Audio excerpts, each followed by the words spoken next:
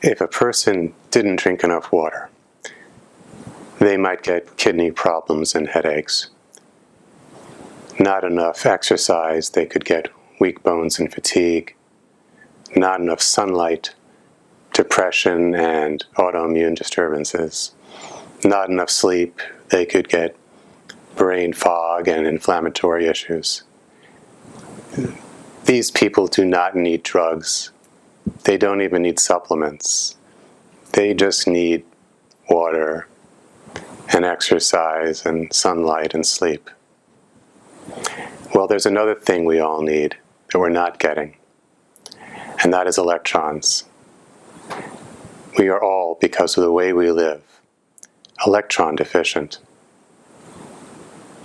Electrons come from the sun, travel through space on the solar wind, and enter our Earth's atmosphere.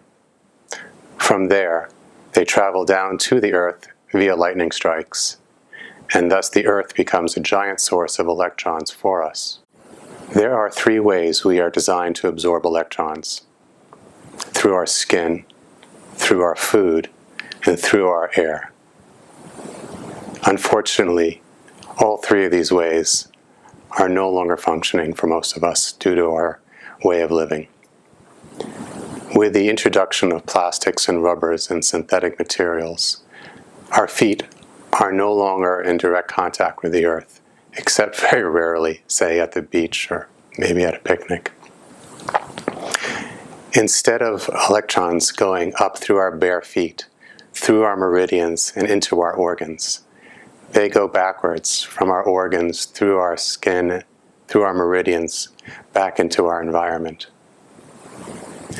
We're also meant to absorb electrons through our food. All cells, plant and animal, when they are intact, when the membranes are intact, that means that when the plant or animal food is fresh, each cell is like a little battery. It has a little electrical charge.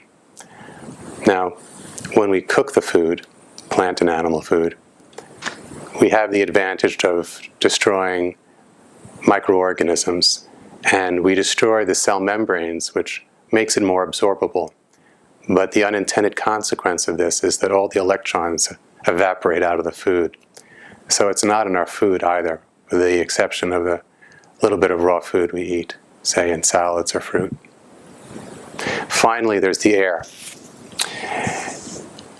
100 years ago, the atmosphere was 20% more negative than positive in terms of ions. That's a fancy way of saying that the air had a surplus of electrons, a 20% surplus. 100 years later now, the atmosphere has a 20% deficit. That means that every time we take a breath, rather than absorbing electrons through our lungs, we're losing them through our lungs. This is why we are all electron deficient, because the three paths that should be feeding us electrons are now operating in reverse, and we are losing electrons through those same pathways. Scientists, doctors, and lay people alike are now realizing that we need to reconnect with the earth to receive the electrons that we need for our health. You may have heard of this. It's been called grounding or earthing, and it consists of running a wire from your bed or workplace to the grounding port on the outlet of your electrical outlet, which then goes, if your house is properly wired, to the ground. It goes outside to a stake in the earth. And I did this, and it was good, but it was kind of subtle, and I didn't think that I was getting the kind of results that I thought electrons could give me. I grew up in New York City, and I lived on the 8th floor. Now, for every foot you are removed from the earth, that is above the earth, there's a 100-volt drop in electrons. Now, one floor of an apartment is about 10 feet. So on the 8th floor, I was 80 feet times 100 volts per foot. I grew up at 8,000 volts positive. That meant that just sitting in my apartment, electrons were being pulled out of my body with a force of 8,000 volts. Now, when I walked across the carpet in my house growing up, if I touched a doorknob, I would get an electric shock. That's a minimum of 7,000 volts positive. So I grew up at about 15,000 volts positive. That's how many electrons were being pulled out of my body at all time. And I reasoned that if I grew up at 15,000 volts positive, I might need 15,000 volts negative to heal myself. And that the neutral, the zero of grounding or earthing, while certainly better than a positive charge, a lack of electrons, might not have enough power to clear the damage that that kind of lifestyle had created. And I was right. To explain this, let me tell you how a car battery works. Car batteries are made of plates of lead with sulfuric acid and water in between. And they are always in a process of forming lead sulfate crystals. But as long as the battery is fully charged, then the crystals don't really accumulate too badly. There are two things that cause the accumulation of the lead sulfate crystals. One is dehydration. The battery will lose water as part of its operation in most cases. And if you don't replace it, the solution becomes too concentrated and lead sulfate crystals can form. The other is if the battery isn't charged properly. The battery should never go too low and should always be charged back up to full capacity. When they're not, the crystals accumulate, and over time, the battery can no longer receive a full charge. It just won't have the energy it used to. And the crystals will get larger and larger until eventually the battery is useless. Now, the same thing happens in a human body. If we become dehydrated, or we don't have the proper charge, in this case, a source of electrons, then we also accumulate crystals. And our batteries cannot take a charge properly. Some people would know this as phase angle.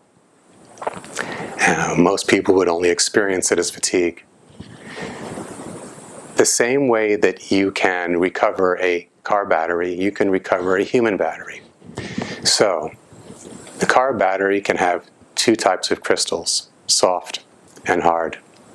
Soft crystals only require that the battery be completely charged, even a little more than it would normally go to once in a while. It would be overcharged, and this helps decrystallize it and keep it healthy. Hard crystals that have been around for a while need something else. They need voltage spikes to break loose the crystalline structure. It's the same thing we can do with the human body. If you supply electrons to the human body, that's like charging the body up. And if all you do is ground yourself, you're giving it electrons, but not enough to repair the crystallization of the human battery. You would need to give it extra voltage. So, in the same way that I grew up at 15,000 volts positive, I knew I was going to need to go to at least 15,000 volts negative to repair the damage I had done. The second issue is, if you've crystallized yourself rather thoroughly for various reasons, and we get into biologic crystallization in our other video, then you might need some voltage spikes to go in there and completely break up the really hard crystallizations. And I'll explain how this works. There's something called a piezoelectric effect. It's how quartz watches work. It's how the long lighters for your barbecue work. Basically, if you stress a crystal, electrons will come out. But in physics, many reactions are reversible, and this is no exception. So if you put electrons back into a crystal, it causes stresses in the crystal. Now, crystals very rarely form perfectly. In fact, scientists spend a lot of time trying to grow perfect crystals for things like lasers and industry. Usually, left to their own devices, crystals will have millions of imperfections, inclusions, all sorts of places where they are weak. And if you stress the crystal, it will fracture along those lines. So by creating voltage spikes or spikes of electrons into the body, the crystals can be stressed and fracture along those lines. So with this in mind, I built a machine.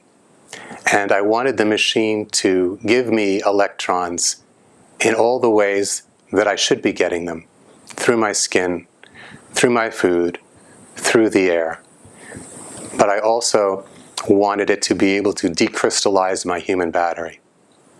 So I made a prototype, and I put it on my feet. Now, when I was in my 20s and naive, I thought it would be great to eat only fruit because nothing dies that way. The tree or bush willingly gives its fruit. And I did that for almost a year and ended up giving myself peripheral neuropathy and peripheral artery disease. So I've had to wear socks 24/7, thick, heavy wool socks, to bed, during the day, in the middle of summer, all the time, for 15 years. And my feet were numb and uncomfortable. And I thought, okay, that's just the price I paid for the damage I did for my well-meaning youthful experiment. I had the machine generating electrons on my feet, and within a few days, I noticed I didn't feel the need for socks. And I took them off. I went to bed that night thinking, I'm going to wake up in the middle of the night with cold feet. Okay, but I didn't. And I have not worn socks or needed to wear socks since, except for putting on a pair of shoes. The first thing I noticed then was that my circulation improved in my feet dramatically. Then the numbness and tingling started to go away. Within about 2 weeks, all that was left was just 2 numb spots on the ends of each big toe. And a week or 2 after that, even they were gone. When I was able to clear something in myself that I had had for 15 years, in a matter of days and weeks, I knew I was onto something. Okay, how about eating electrons? Could that be done? If you've ever heard of liposomes, that's what I was thinking. Liposomes are little spheres of lecithin into which you can place some compound delivered to the body. And I thought, could I make an electric liposome? So I electrified the blades of my Vitamix blender, put some water and lecithin in, and blended it up. And lo and behold, I made electric liposomes. And drinking that was a remarkable experience. I just had to sit down for a good 20 minutes and just be peaceful. My whole body was just so thrilled to have it come inside like that. Then finally, what about breathing? So I electrified a reaction chamber inside of a plastic pipe and breathed air through it, and ended up breathing in electrons, which had yet another amazing effect. What was left was to figure out how to decrystallize the battery of the human body. Now, just having the device on my feet and getting electrons in that way did wonders. But one day, one of the prototype devices malfunctioned. It had been running for 6 hours, was getting hot, and it went into an auto protect mode and started pulsing off and on. And as a result, that next day, I released an enormous amount of crystal debris into my urine. And what I realized I had inadvertently done was to recreate exactly the kind of technology that's used to recover very damaged car batteries that have gotten lead sulfate crystals. So now it was simply a matter of figuring out how to make the machine do that on purpose. Now, there are other ways to get crystals out of the body. Take kidney stones, for example. Modern medicine has the ability to use focused sound waves to shatter kidney stones. It's much better than the way they used to be done, which was surgically in many cases when they were bad. But using that technology is perhaps a bit overkill, because we're not just vibrating the kidney stones in that case. All the other tissue is being vibrated. It's a little traumatic, and it only gets the part of the body where the sound waves are focused. But when you use electrons to work on crystals in the body, it only goes after the crystals, and it gets them everywhere. When you are able to start breaking crystals down in the tissue, let's say it's in the kidneys, well, they can be urinated out if they're small enough. But there are also crystals all throughout the tissue, in the lungs, the brain, the bone marrow, the arterial wall, the skin. When you can start to pulverize these crystals, what it does is massively increase the surface area of the crystal. And then if you take things that are specifically decrystallizing, like citric acid, magnesium sulfate, phosphocitrate, then these things have an exponentially larger amount of surface area to work with. So while there are many great decrystallizing protocols, they will be millions of times more effective if you increase the surface area of the crystals you're working with. What else can electrons do for us? Well, let's talk about antioxidants. Antioxidants typically bring an electron to a free radical, neutralizing the dangerous free radical, but then becoming a lesser free radical in exchange, in its turn. The way it's supposed to work is that the antioxidants are then recharged, sometimes by NADPH, but recharged with another electron to go back and do it again, over and over, millions, billions of times a second, quenching free radicals. Now, if someone has a lot of free radical disease, until now we've thought, just give them more antioxidants. But if the antioxidants don't have electrons to recycle them, to recharge them, it's sort of like loading up a bunch of delivery trucks with food to get into a town that's very hungry, but then never refilling the trucks. The trucks can make one trip, and that's it. They just sit there. Far better for that hungry city to have a normal amount of trucks, but keep restocking the trucks over and over and let them do their delivery runs, than to keep putting in more trucks that only ever get to make one run. That's exactly what's going on with antioxidants. I would much rather have the amount of antioxidants I get in my normal diet and make endogenously, and all the electrons I need to keep them running, than lots of antioxidants in a pill, but not enough electrons for them to work with. Let's talk about circulation. Arteries and veins only represent 15% of our circulation. Capillaries represent the lion's share at 85%. Now, capillaries are so tiny that red blood cells often have to fold in half to get through them. The red blood cells and the blood vessel walls, including the capillaries, are supposed to each have a negative charge. That means they're both supposed to have plenty of electrons. And when that's the case, they repel each other, meaning they slip through.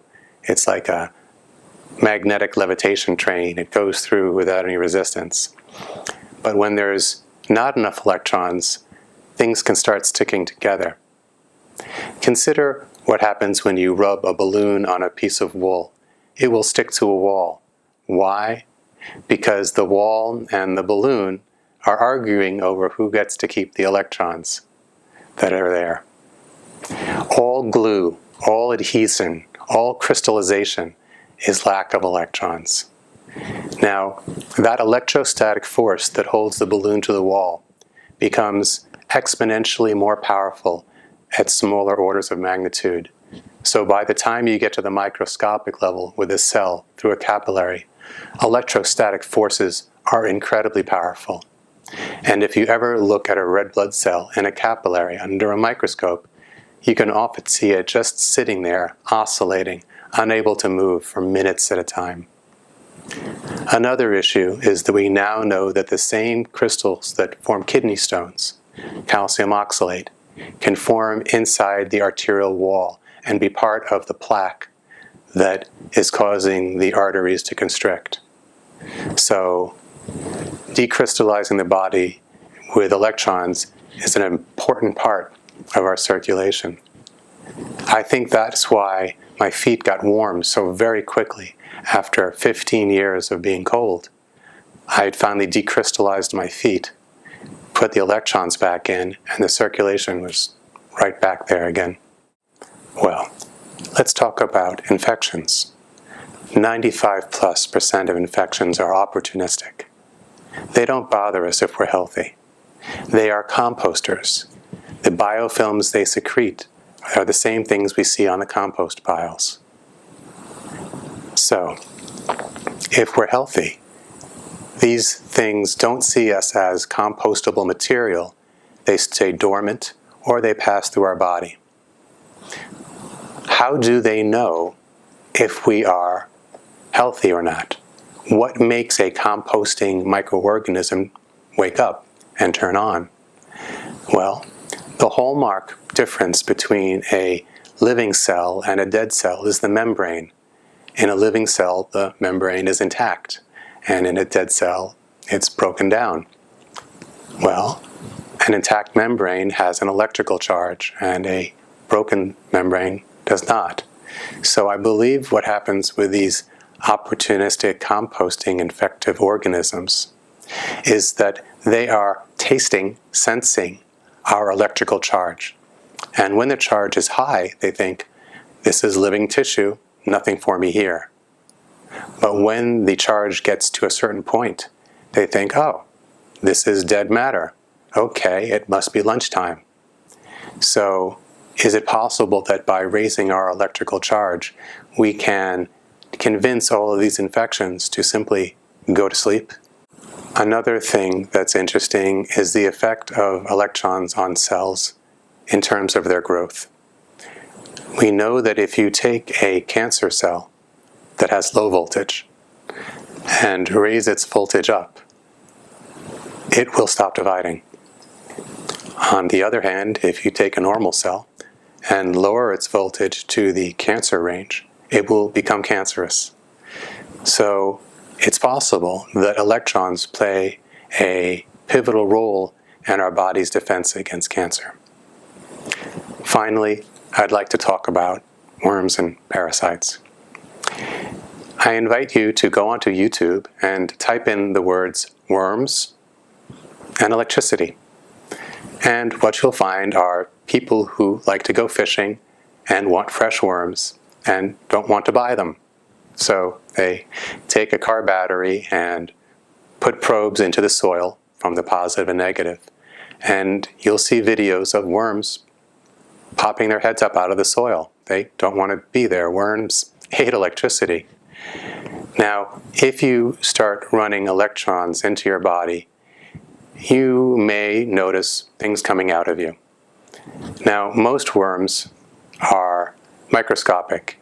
You won't see them other than sheets of mucus.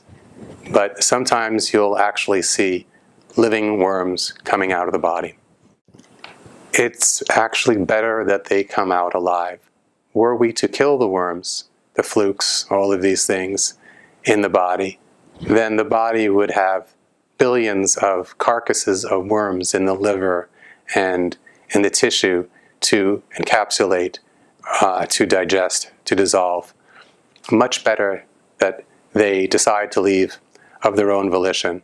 Just be prepared for things coming out that are still quite alive. If someone is thirsty or not exercising or not getting enough sun or not getting good sleep, there's no supplement, there's no drug. They need water, exercise, sunlight, and a good night's sleep. These things have to happen or they'll be chasing symptoms their whole life. It's the same with electrons. We need electrons to stay healthy. If you're interested in what our electron charging device can do for you, give us a call.